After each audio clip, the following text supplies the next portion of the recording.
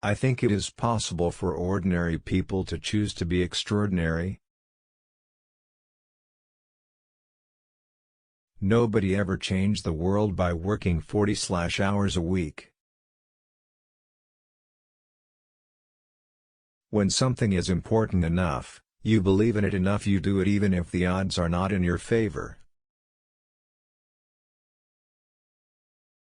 The first step is to establish the possibility that something is possible, then the probability will occur.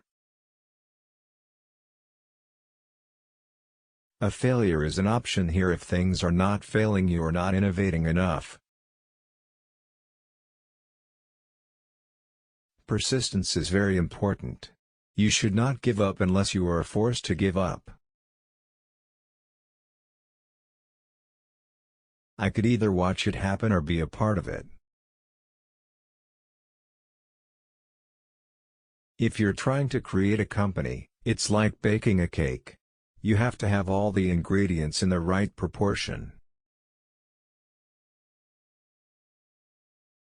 You have to say, well, why did it succeed where others did not? Any product that needs a manual to work is broken. It's okay to have your eggs in one basket as long as you control what happens to that basket. I'm interested in things that change the world or that affect the future, and wondrous, new technology where you see it, and you're like, wow, how did that even happen? How is that possible? If you get up in the morning and think the future is going to be better, it is a bright day. Otherwise, it's not. I say something, and then it usually happens.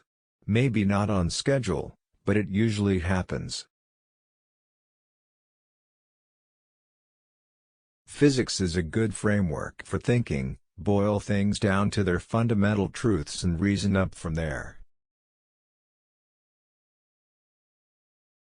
I always have optimism, but I'm realistic. It was not with the expectation of great success that I started Tesla or SpaceX. It's just that I thought they were important enough to do anyway. When somebody has a breakthrough innovation, it is rarely one little thing. Very rarely, is it one little thing? It's usually a whole bunch of things that collectively amount to a huge innovation.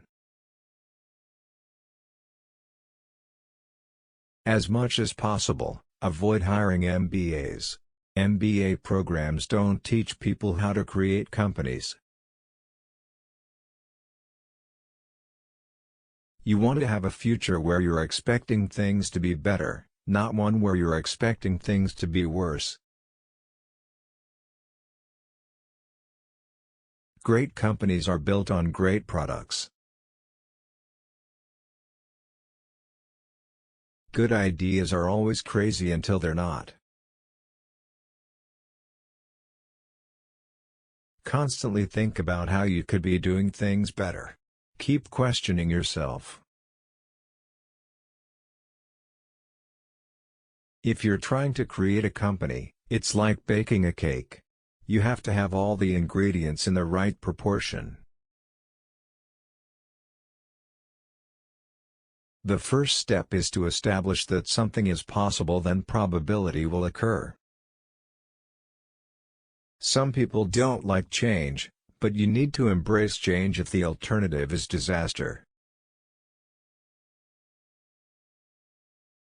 If you're a co-founder or CEO, you have to do all kinds of tasks you might not want to do. If you don't do your chores, the company won't succeed.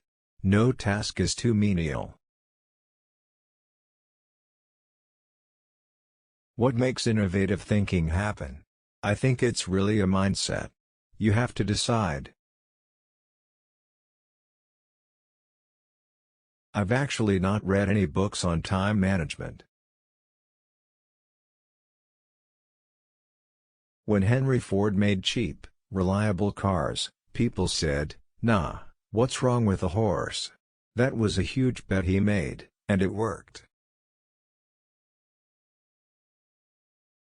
My biggest mistake is probably weighing too much on someone's talent and not someone's personality.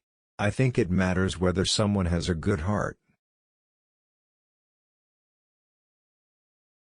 I wouldn't say I have a lack of fear.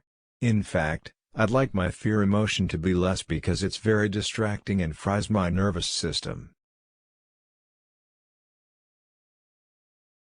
If something has to be designed and invented, and you have to figure out how to ensure that the value of the thing you create is greater than the cost of the inputs, then that is probably my core skill. I don't spend my time pontificating about high-concept things. I spend my time solving engineering and manufacturing problems. People should pursue what they're passionate about. That will make them happier than pretty much anything else. People work better when they know what the goal is and why. It is important that people look forward to coming to work in the morning and enjoy working. I'm interested in things that change the world or that affect the future and wondrous, new technology where you see it, and you're like, wow, how did that even happen? How is that possible? It's very important to like the people you work with, otherwise life and your job is going to be quite miserable. Brand is just a perception, and perception will match reality over time. Sometimes it will be ahead, other times it will be behind. But brand is simply a collective impression some have about a product. There are really two things that have to occur in order for a new technology to be affordable to the mass market. One is you need economies of scale. The other is you need to iterate on the design. You need to go through a few versions. It is a mistake to hire huge numbers of people to get a complicated job done. Numbers will never compensate for talent in getting the right answer. Two people who don't know something or know better than one will tend to slow down progress, and will make the task incredibly expensive.